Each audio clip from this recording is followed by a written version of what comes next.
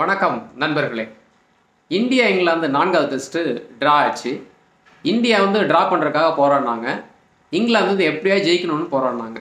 செம்ம டென்ஷனாக இருந்தது. எல்லாருக்குமே அந்த ஃபைட் பார்த்தீங்கன்னா ரொம்ப ரசிக்கும்படி இருந்தது. இந்தியா ரொம்ப சாமர்த்தியமாக அதை ட்ரா பண்ணிட்டாங்க. இப்போ அடுத்த 5வது மேட்ச் ஓவல்.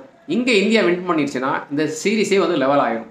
அதுவும் young Indian team Virat Kohli, Rohit Sharma இல்லாமல் ட்ரா பண்ணிட்டாங்கன்னா இங்கிலாந்து கிரிக்கெட்டு பெரிய அசிங்கம்னு நினைக்கிறாங்க.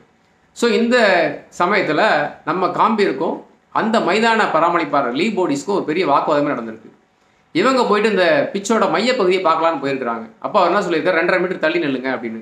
2.5 மீட்டர் தள்ளி நின்னோம்னா அந்த பிச்சோட மையப்பகுதியில் சின்ன சின்ன வெடிப்புகள் கிராக் இருக்கான்னு பார்க்க முடியாது. ஏன்னா அவங்க ஒரு 3 ஸ்பின்னோட ஆடலாம்னு நினைக்கிறாங்க. ஆனால் அதுக்கு முன்னாடி தான் பிராண்டன் மெக்கல்லாம் அவங்க டீம் பக்கத்தில் பார்த்துட்டு போயிருக்காங்க. அது மட்டும் இல்லாமல் இந்தியா டீமோட சப்போர்ட் ஸ்டாஃப் வரும்போது ஐஸ் பாக்ஸ் தூக்கிட்டு வந்திருக்காங்க. ஸ்கொயர் சைடு போகாதீங்கன்னு சொல்லி கூச்சல் போட்டிருக்காரு. ஸோ இது ஒரு பெரிய இஷ்யூ ஆயிருக்கு. அப்போ காம்பீர் என்ன சொல்லியிருக்காருன்னா, நாங்கள் என்ன பண்ணணும் நீங்கள் எங்களுக்கு சொல்லி தர வேண்டாம், நீங்கள் ஒரு மைதானத்தின் பராமரிப்பு அந்த வேலையை மட்டும் பாருங்கன்னு சொல்லியிருக்காரு.